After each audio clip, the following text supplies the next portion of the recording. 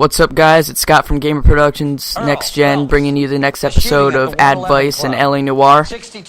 Manifest Destiny, one of my favorite ones. Two of the dead guys caught in the crossfire were carrying Army surplus morphine. Get over there before homicide tramples all over the place. We already cleared that up.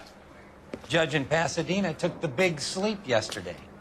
He had a personal stash of 20 cigarettes. Appears we didn't get all of it. Alright, so I just got yelled at because they found more syringes that has government issue morphine. But first, I want to switch my outfit.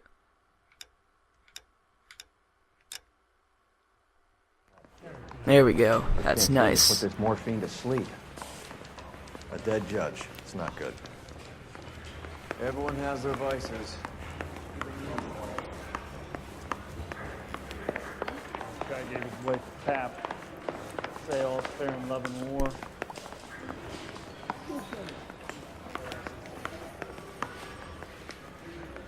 It's this way. I got screwed up because of the exit sign.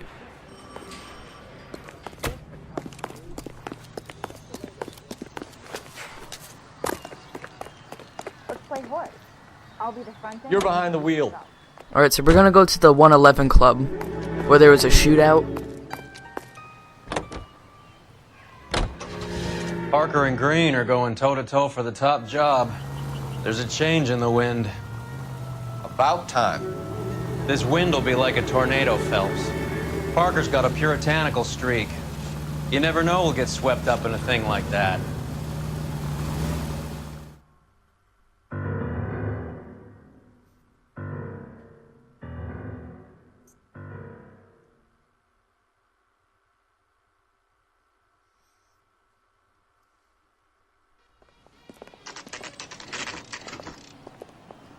Homicide guys are already inside.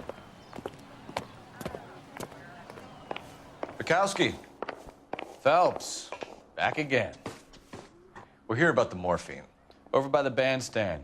You can see what's left of the owner, Eddie McGoldrick, 26, former Marine. I know Eddie McGoldrick. He was a non-com in my old unit. I'm sorry to hear that, Cole. Waitress said he recently came into some money and bought the club. Who are the other Vics? Two musicians, Biddleston and Bowe. And get this, they used to be in a four-piece, but the trombone player and the drummer OD'd. Don't tell me. Lamont and Tyree? We've met the rest of the band. Now they're a no-piece. Do you mind if we take a look around? Be my guest. You might want a word with the hostess, too. I'll keep her company until you're ready. Okay, so first we're gonna go into the back room. This is not the back room.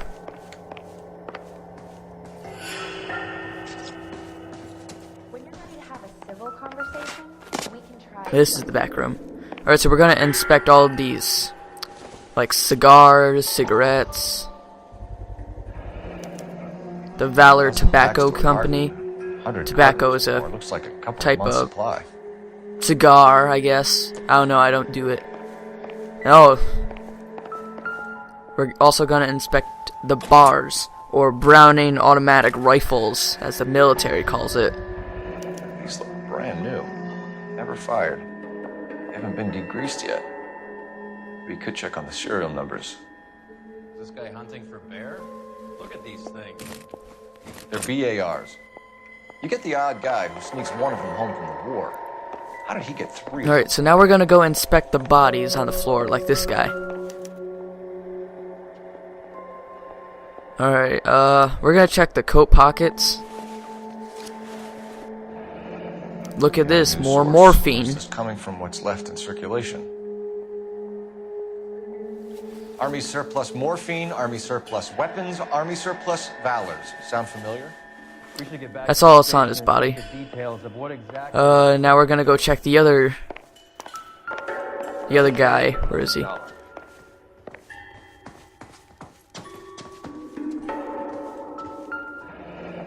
He got shot up pretty good. Must have pumped a dozen rounds into him. Certainly sends a message.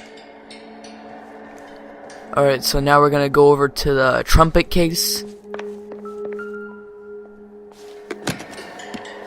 Well maintained, Custom case. Someone cared for this instrument.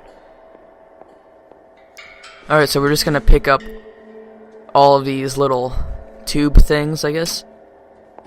What's that click? There was like a little noise that made it click. Let's open up the other ones.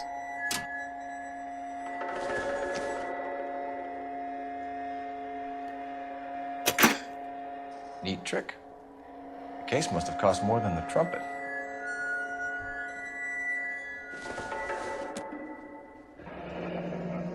We should follow up on the musician angle.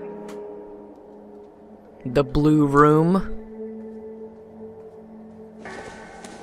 And the Kept his morphine. stash close at hand.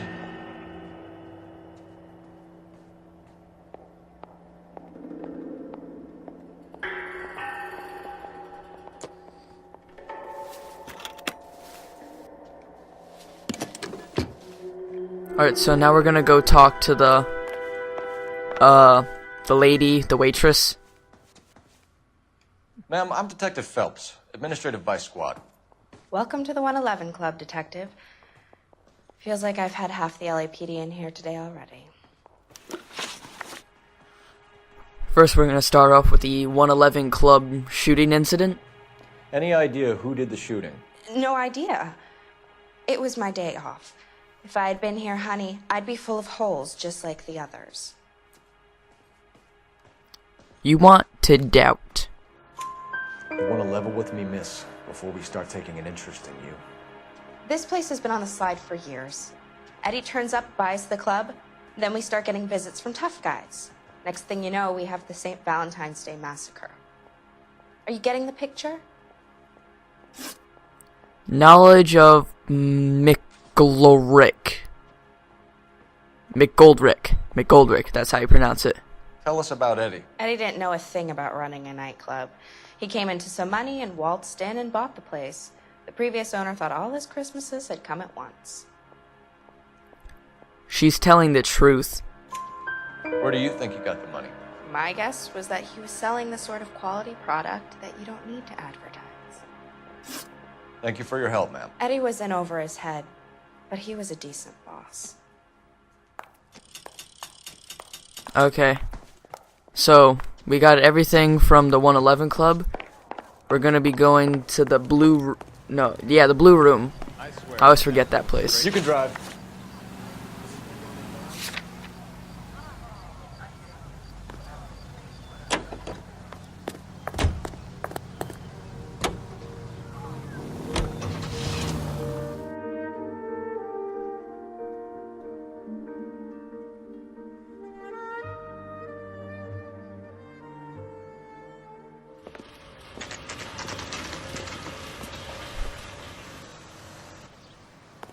Food wasn't great. You're real nice.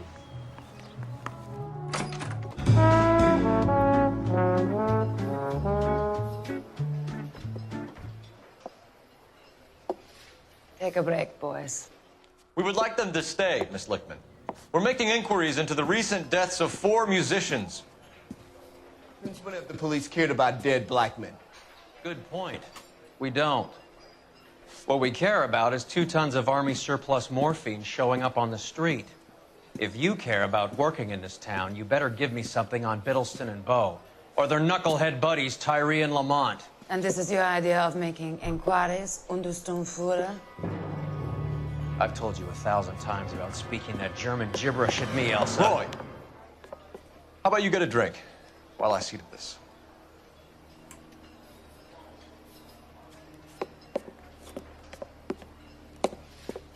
Will you sit down?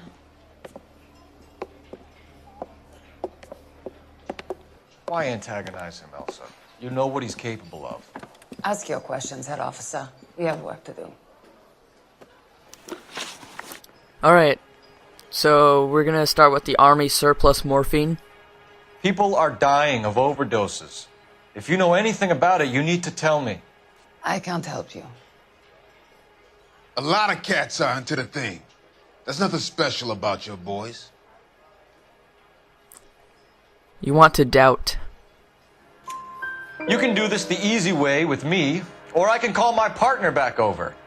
I can assure you he's a lot less sensitive. You think your threats frighten me? Black man don't supply nothing. You think there's a black man in this town holding on to 2 tons of morphine? He'd be dead in a minute. White man supplies, black man buys. Alright then. So we're also gonna do the morphine overdose victims. My partner mentioned a couple of names. You recognize them? I have no idea what you're talking about. You also want to doubt. The only way you're going to get rid of me is to give me an answer. I knew Cornell. We worked together a few years ago. He loved the music, but the music didn't love him. What does that mean? It means that he just wasn't that good. He was a sad, lonely cat. Boys, take 5 minutes, please. I need to have a private word with the officer. Why do you ask people to list talking about a subject that could have them jailed? Drugs are against the law, Elsa. You're so full of courage, you have never felt ashamed. This is getting us nowhere. Do you think you'll win your war against narcotics? It's not my war. It's against the law. My job is to prosecute the laws of this city. Do you think you can stop people from needing drugs, detective? I'm asking the questions here. Then why do you come to me with your stupid questions? You know who controls the drugs in this city. It's not enough to just survive, Elsa. You have to try and make the world a better place. Brave words. Very noble.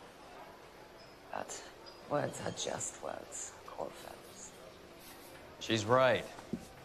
We need to pay a visit to the mixer. Cohen? Do you know where to find him? This time of day, you'll find him holding court at the Macambo. He can wait. There's something I need to be sure of. Give me till tomorrow morning. Don't do anything I wouldn't do, partner.